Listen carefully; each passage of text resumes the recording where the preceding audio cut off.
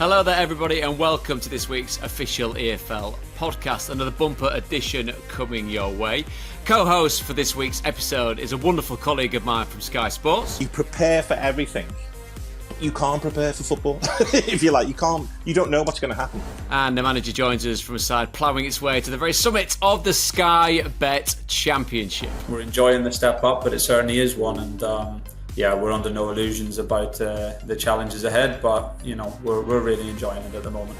Also this week we get John Coleman taking on the now infamous 72 in 72. It's the official EFL podcast.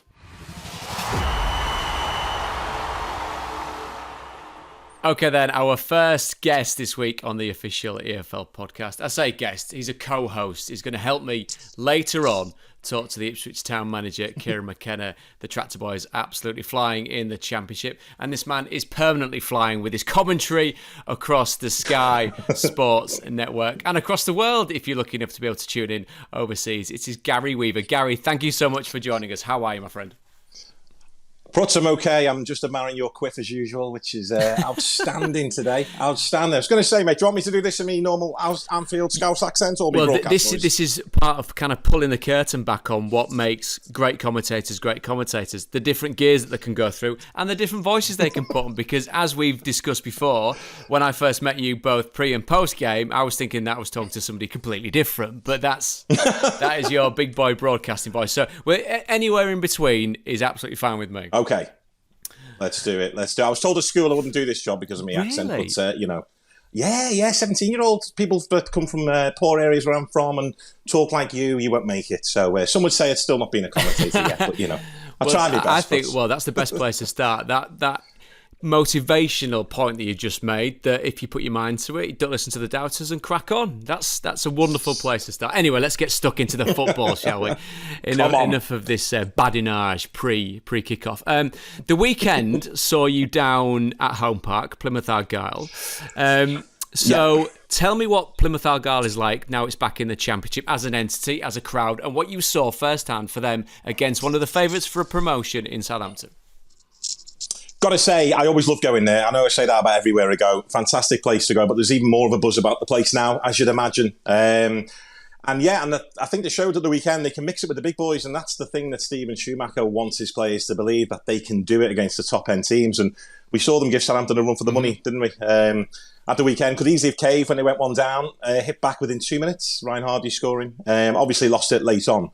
But no, the buzz around that place. I probably stayed longer than I should have done, to stay for 3 nights. Because I love it down there. I paid for 2 myself, by the way, just in case anyone was asking. But no, even the owner said, "Are you still here?" I was at Simon Hallis. Went, "Yeah." He was like, "Come down the pub. I'll meet you at one of the pubs." But it's just a great vibe down there anyway on match days. It reminds me a bit of like, when you go to Newcastle on a match day and there's a great vibe around the city. Plymouth's like that. And the amount of green shirts you see around the city now compared to what you used to see when they were in League Two, for example, is amazing. And the vibe and the kind of consensus that we're hearing of this phrase, Plymouth Argyle will be all right, I get the sense, you knowing Steven Schumacher like you do, knowing the hierarchy there like you do, yes, that's a first port of call, consolidation, but there's something rumbling there, isn't there? The ambition you can feel. Yeah, and you heard Don say during the game, I think it was after the final whistle, Don said, "I think Plymouth Argyle will finish top half." And then we put the mics down. He said that was a bit bold from me there, wasn't it? I thought, well, no, because that's clearly what you believe. But yeah, Stevens, he wants them to attack the Championship, play the same way they did in League One. Their budget last season was 14th in League One, so they outperformed that. They've tripled it this season, but they still reckon bottom 4 in the Championship. He's playing 4-3-3 as we saw, because he saw Burnley play that last season, and he saw teams that gave Plymouth Argyle a tough time last season playing 4-3-3. And he went to see Ange Postecoglou, then Celtic manager, after an Old Firm game, about playing 4-3-3. So he thinks that system will work for them this season, and hopefully that for themselves that they stay out of trouble. And like I say, they gave Southampton a game. It was a wonderful game to watch, and as you say, the atmosphere was there. It's always nice when the weather's slightly better for you guys up there in the country, as we're back in the studio eating biscuits and drinking lots of coffee. Moving on to another couple of teams that we would both say have started brightly. Hull City, with Liam Rosenior in charge, sat in 7th. Yeah. Birmingham City, 4th, unbeaten. Yeah. Obviously, all the headlines about Tom Brady, but it's good work by John Eustace. Good, solid, quiet, understated work, isn't it? Understated is right. You know, he likes to go under the radar, John Eustace. You've obviously spoken to him. I've spoken to him many times. He's very highly rated as a coach, as a manager. The thing about Birmingham is, the last couple of seasons, I've done a game there early on, and they've looked all right. And you think, they'll have a go this season. Then they've dropped off. Again, last season, I think they beat QPR when I did them. And you thought, they'll have a go this season, and then they drop off. But there's a different feel around the place, I think, now. The ownership's sorted. The permanent players have come in to replace the loan players. The average age of the group has dropped. Obviously, Christian Bielik's there. Ivan Šunjic, who's come back from being relegated with Hertha Berlin, you're thinking he's out the door. He's come back and started magnificently for Birmingham. But yeah, it's as I say, John Eustace, he doesn't like the limelight, does he? He likes his players to take care of business, and he can't switch off there because he's from Sutton Coldfield, isn't he? So he's got a family of Blues and a family of Villa fans, and his mates are Blues and Villa, and he cannot switch off. That's the only downside for him, I think, whatsoever in that job. There, is there, for John? Moving on to Hull City, you talk about the ownership. There was a certain way that Hull City were going about their business, going about their day-to-day existence. Things have changed. We saw Liam Rosenior, a friend of ours both, and a colleague, who's gone back in. Although he did change his number. He did. But we hunted him down. Hey, that's the thing. If you do get a job, we've got special ways of finding you. We will hunt you down to get those numbers. Don't change your number. But his first pot of call last season, statistically, was shoring them up at the back, wasn't it? We saw them in many games where they were in games, but they were lacking a cutting edge. Now, that first week of the season seems to have kind of been flipped on its head for Hull City. And given where they are now, what you've seen from them, what you're reading about them, Gary, is this a season where if you're a Tigers fan, you suddenly start thinking, well, no, it's not about just survival. Let's see where we can end up at the top end of the table. Well, they have to do more than just survive, don't they? And I think the momentum's there, isn't it, Pruts? It's obviously a place you know well. Something like 20,000 there for the Sheffield Wednesday game. They got 15,000 memberships, so there's good momentum there. And the owner has backed Liam, hasn't he? He's brought in Aaron Connolly, who's looked sharp. Liam Delap's there as well, Scott Twine, who can bang them in from distance, as we know we've seen before. And you're right, Liam had to tighten them up defensively. I think after the World Cup last season, I think they had the second or third best championship defensive record heading into springtime. So Liam, look, you know what he's like. He'll create an identity, a DNA. You know, I know he does the 10v10 on the shortened pitch, doesn't he, in training? So players have to try and find a way out of that. And I love Liam. I absolutely love talking to him about the game. And, you know, he gives you clarity to us when we're talking to him and also to his players for each position. And he was always destined to be a manager, wasn't he? I remember his dad, Leroy, told him as a kid, draw me a picture of what you want to be. I think he was only 10. And he drew a picture of himself managing in a dugout. No. So he's always wanted to be a manager, Liam. Yeah. And when he was injured, I think Brighton, he used to watch games from the mouth of the tunnel so he could get a manager's view of the matches rather than sitting up in the stand with the rest of the injured players. So it's always been his destiny. But yeah, I think Hull, they definitely need to do more than survive. And Liam knows that, and the owner, obviously. The pitch that I drew, incidentally, was me launching a winger into the fourth row of Glanford Park, which then subsequently happened. I was going to say on a regular basis. Or just a picture of a referee brandishing a yellow card.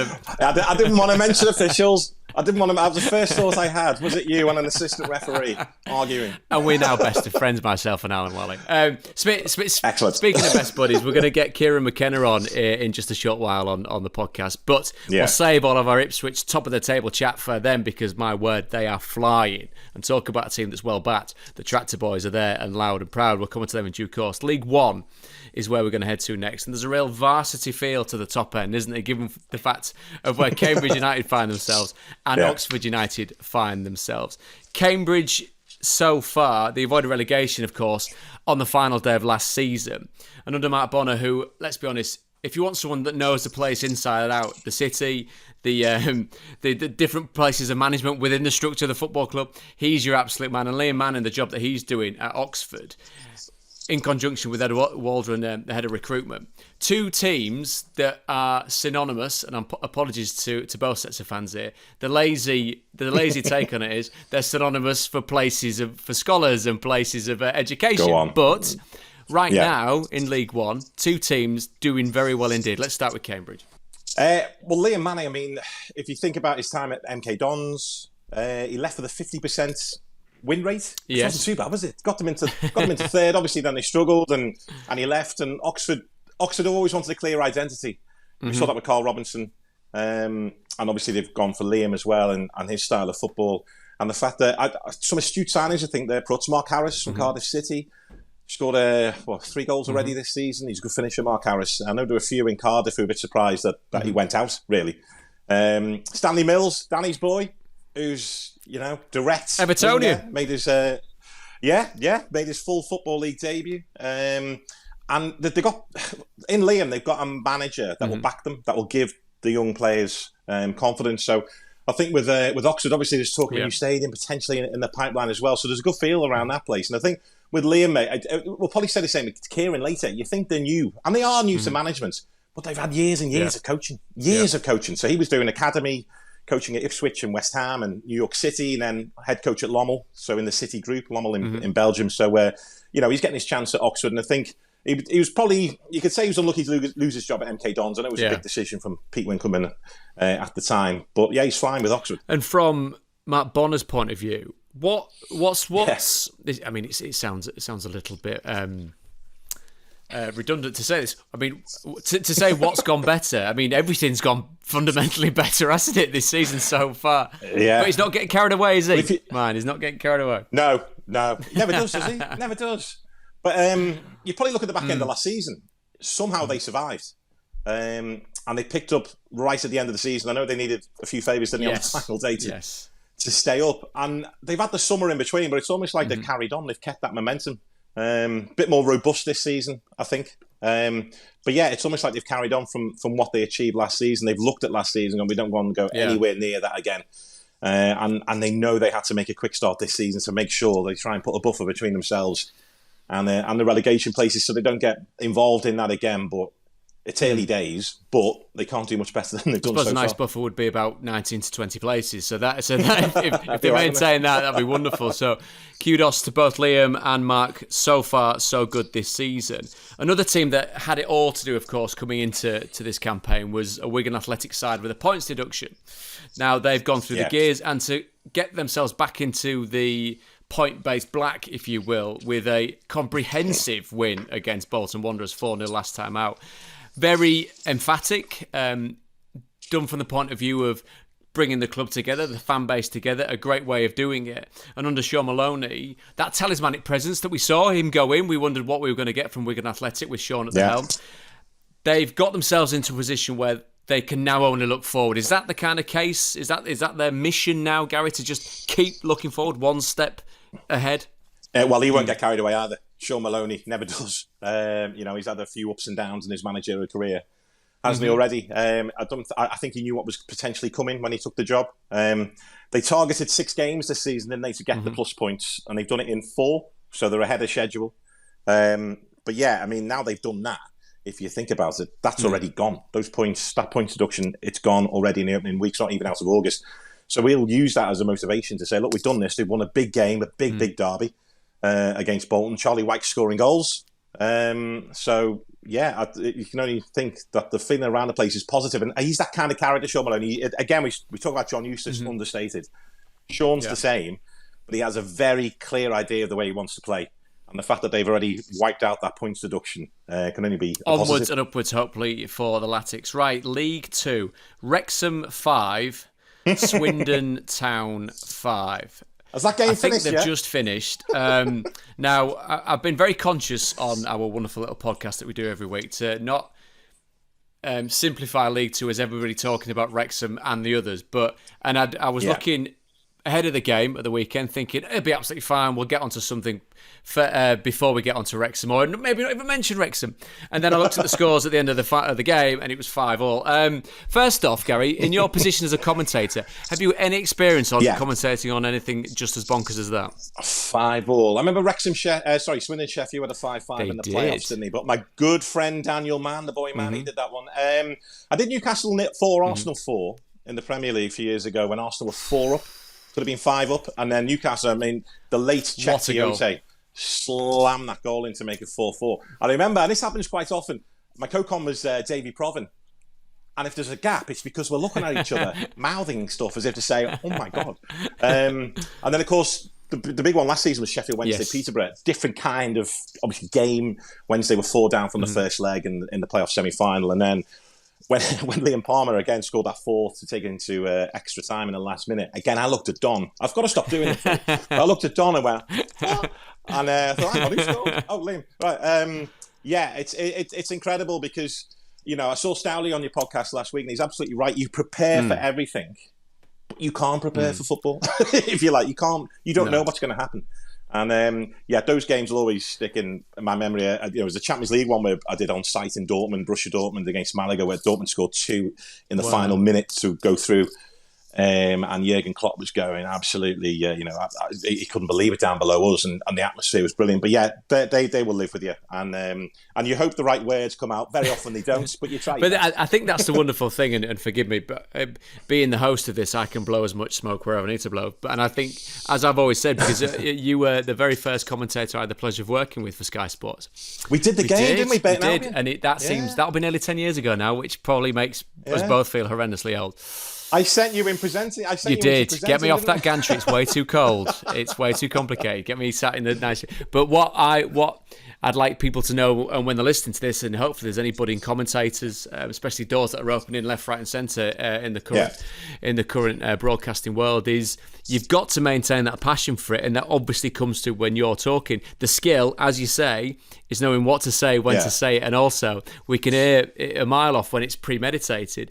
The skill of being able to knit it together naturally is one that comes very shining like a light beaming out of yourself, Gary Weaver. So I can say that. Thank you very much. Well, I wouldn't say that, but thank you very much for us. But yeah, it's a lot of football. I think people forget sometimes. We're football fans. I've got my football team that I support. I wouldn't say who it is, but it's clearly someone from Liverpool. But let's just say you're a glutton for punishment, so make up your mind which side of the city that he lands on.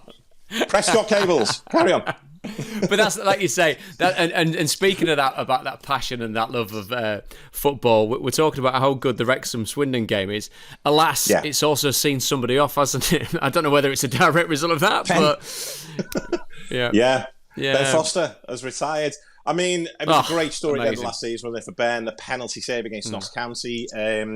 But he's been honest, hasn't he? He said, look, I'm conceding goals and I'm standing there on the pitch thinking, how's that gone in past me? And he's probably being true to himself, true to the club, unless he's doing a Neil Warnock who has more comebacks than the Spice Girls.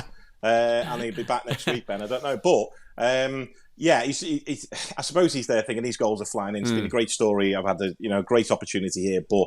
And he's being respectful to the club as well, isn't he? If he feels he can't do it now, then I suppose he has to walk away. But he's a great person. I've spoken to Ben Foster a few times when he was at Watford, most notably. He's just a fantastic character, very honest, so he's just decided that was it. and we of course wish Ben all the very best. And I mean, you can keep across him on various platforms on social media because my word, that man is busy. And never gets back to your DMs either. That's a different thing. Just to round off League Two, it'd be remiss of us not to mention Neil Harris and Gillingham. We talk about teams flying. We're going to talk to KIERAN McKENNA in just a second, another team that's doing very well in their specific division. But so far, so good for Gillingham and Neil Harris. I was there when they got relegated. It was the season before last. I don't remember if you remember the game. Gillingham went down, Rotherham went up on the same match, which is always difficult, I'd imagine, for fans to take. But yeah, I think Neil, Paul Scally was the owner then. I remember talking to him on the morning of that game, and he said, "Look, I've had enough of owning the football club. Everyone's getting on my case, but no one's there to buy it." And obviously they have now since been bought, and there's a different feel around the place now, and that's down to Neil and the players. They beat Southampton in the cup, didn't they? They did in indeed. the Carabao Cup as well. To get something like I think 4,000 season tickets, which is a new one for them. There's a good feel around that place. Great feel around the place. Great feel around this podcast as well. More coming your way, Gary. So far, so good, my friend. Right then, I've given Gary Weaver a part of this podcast off, which means one thing and one thing only. It's time for 72 in 72. And this week's participant is Accrington Stanley manager John Coleman. Hi, I'm John Coleman, Accrington Stanley, and this is the 72 in 72. Southampton, Leicester, Leeds, Carlisle, Hull, Norwich, Notts County, Harrogate, Bradford, Barrow, Accrington,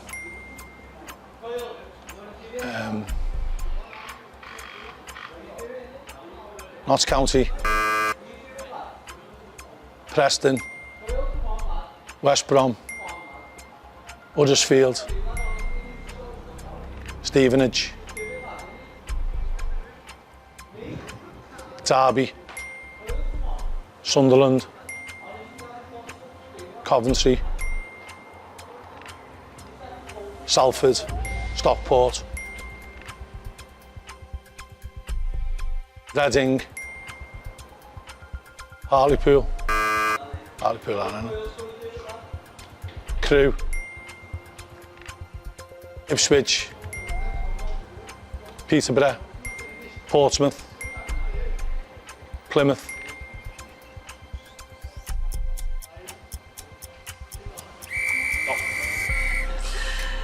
terrible.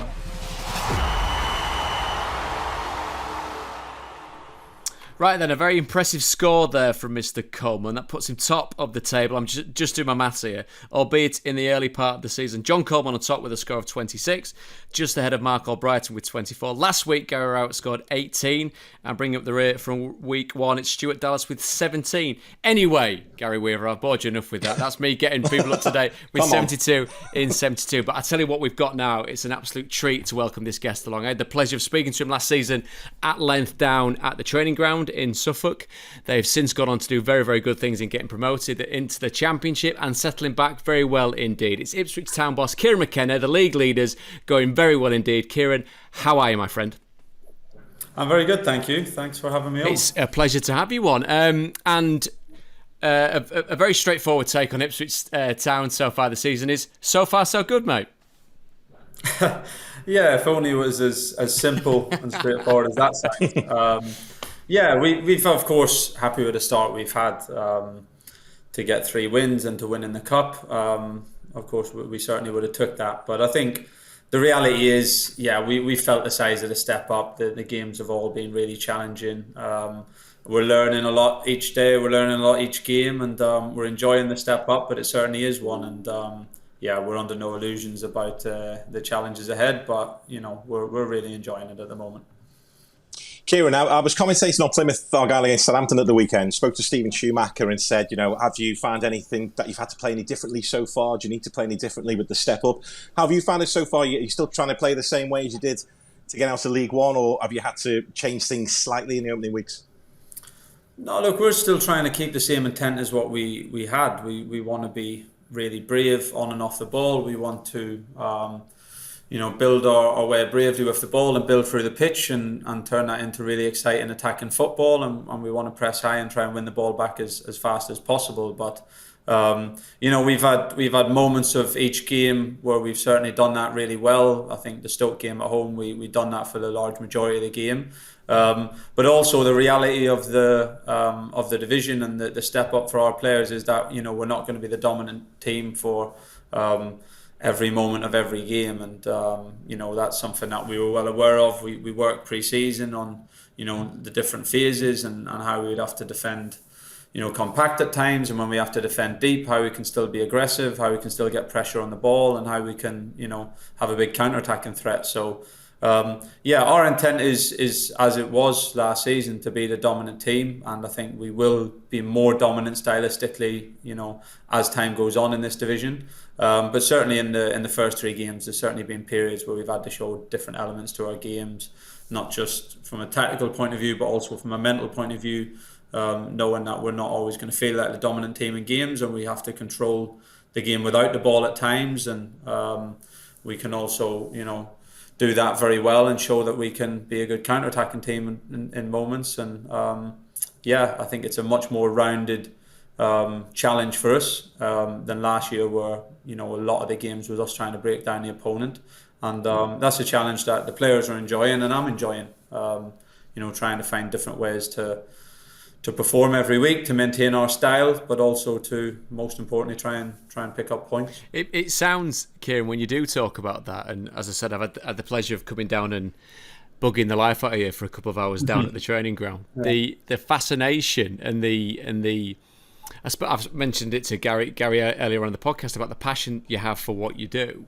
It's so very self-evident at that cutting edge that you've got that, but that is allied, as you say, to the pragmatism of it's all well and good being able to do that in separate ways, but point to the main thing. Where on that kind of scale do those two meet up is the most important thing. Points on the board and places in the division. I think everything is context dependent, isn't it?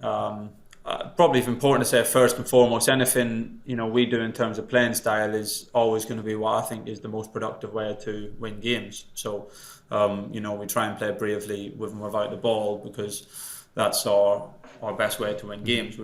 I believe that, and the players believe that. So I think that's our start point. Beyond that, I think.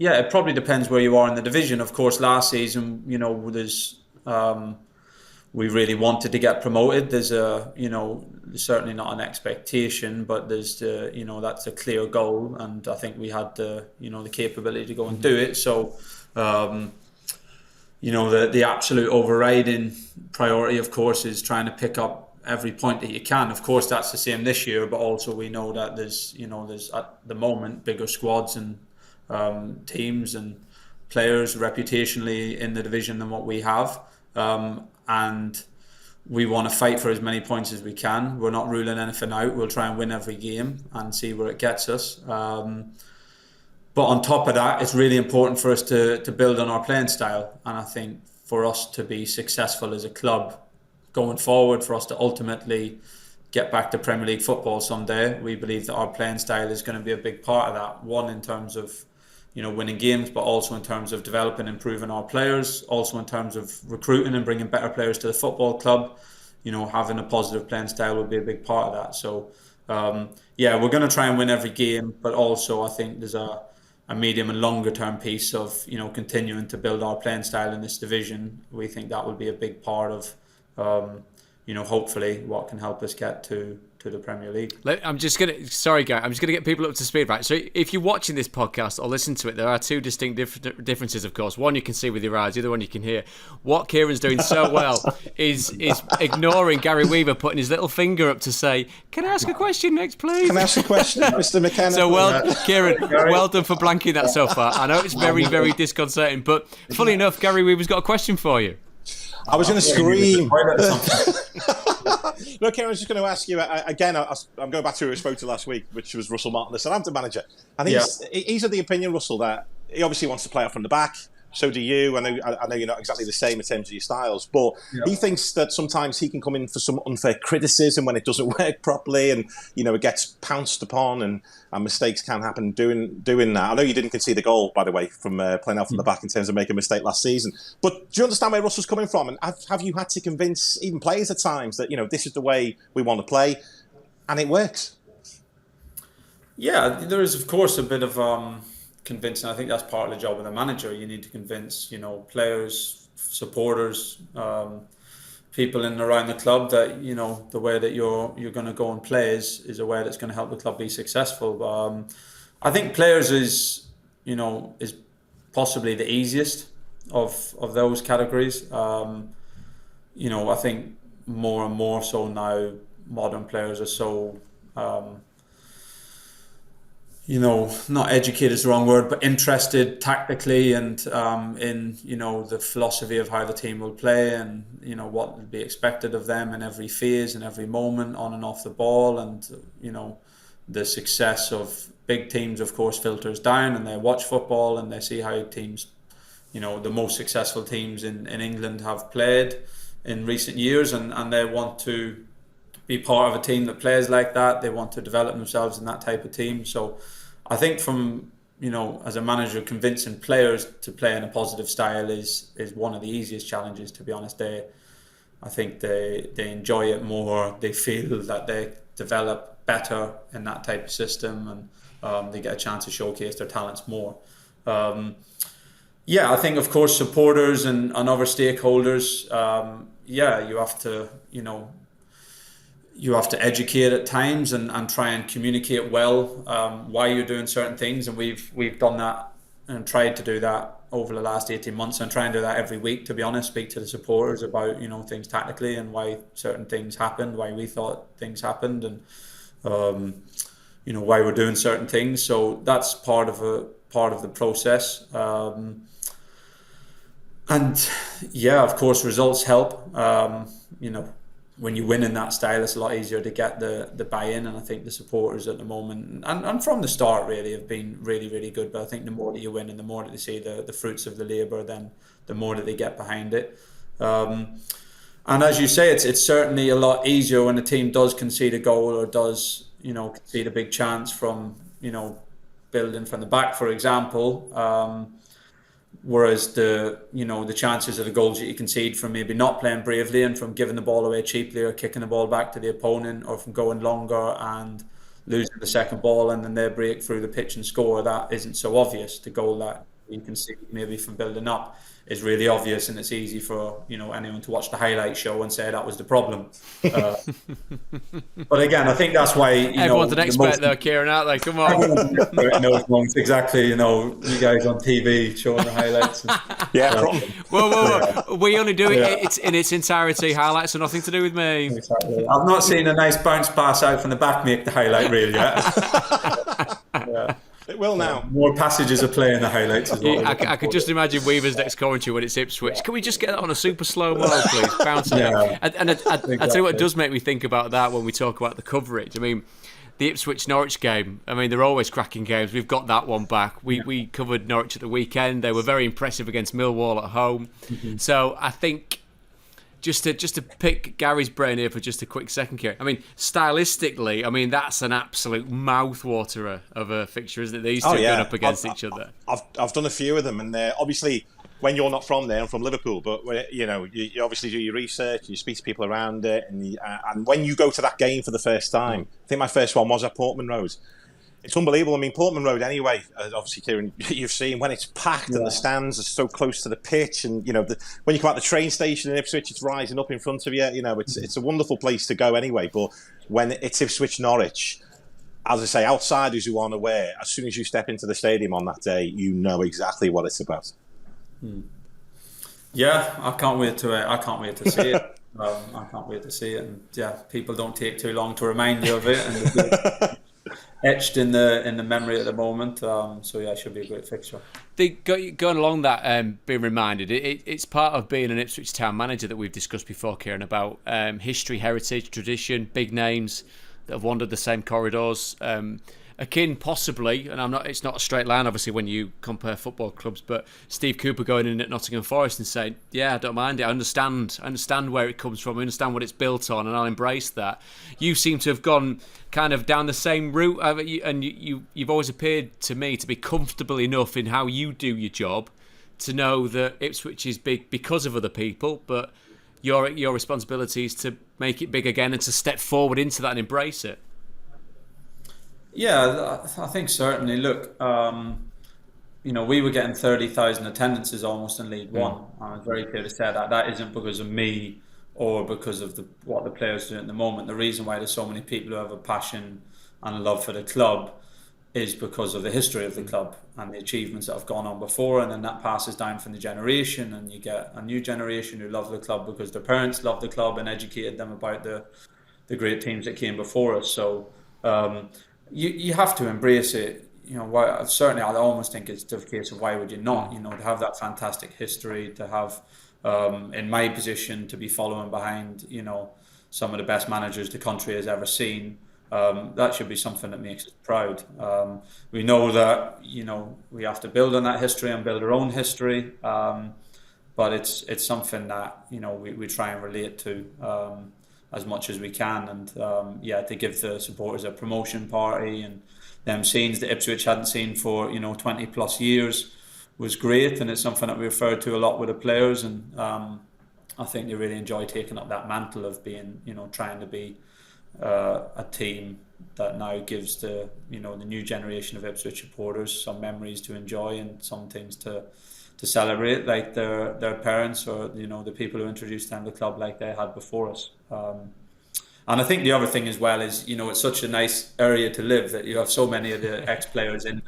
You have so many who still in the area who come to the game, who are around it, and I think they've been great with me, and the club have done a really good job of trying to re-engage those, because I think if you have legends of the club around the area and they're not feeling involved or respected, then that's never a good start point. So they've been really supportive, the Ex-Players Association, and we've tried to engage with them as a club, and I think that hopefully is another part of sort of bringing the new generation and the new players and the new squad and the new staff, hopefully a little bit closer to those who have achieved before us. It's great that you embraced that, Kieran, because I know obviously there's some clubs that wouldn't. I was going to ask you about Lee Grant, the inevitable question about Lee Grant. Obviously, goalkeeper, appointed Ipswich coach, you think goalkeeping coach, but he is working with the strikers, isn't he? And if he is, I mean, that's brilliant, isn't it? Because I'm assuming he can tell strikers and the finishes that goalkeepers can't get to or find awkward. I'm assuming that's what's behind it, is it? Yeah, that's a part of it, and that's of course one component that he can give a different insight into. There's a few different points to that appointment, really. I think one, Lee Grant was, everyone who's played with him and been in the dressing room with him and know he's a fantastic professional. We worked with him at Man United, and he was in that phase where he was starting to, want to move into the coaching side of it, and I always knew that he wanted to go down the, first team coach and managerial route eventually. So I was speaking to him for years, really, about how he could make that process, and he was always someone who I wanted to bring on board in some guys if possible. And I think that the big piece beyond that maybe people wouldn't understand as much is that when you look at how goalkeepers work, so much of it is in a small group in the goalkeepers union with 3, 4, 5 players, and they're working in the penalty area on repetition, on details, on angles, on contacts, on spin on the ball, all these things. And since I started coaching, really, I've always liked to chunk things down, positionally, and do a lot of unit work and do a lot of individual work and try and make, training as position specific as possible. And I thought that was just a really good link, really, because, you can see when you see Lee working with the forwards, you can see how natural it is for him. One, he's got a really good personality for a coach, but two, that's the environment that he's been working in for the last 20 years, small groups. I really think he's built a forwards union here. They enjoy competing against each other, they enjoy the details, they enjoy trying to get better, and it probably is, really similar to a little group of goalkeepers that he's been working in. And I think that's the other part of it, the similarity of how them positions train, or how I want those positions to train, is really, really key. And then when I spoke to him about it, it was, look, he's been, on the other side of, Cristiano, Marcus Rashford, Romelu, Alexis Sanchez, Martial, from some fantastic finishers. And I think as the backup goalkeeper, which he was at United, you're the one who's front peppered. Yeah, exactly. Peppered.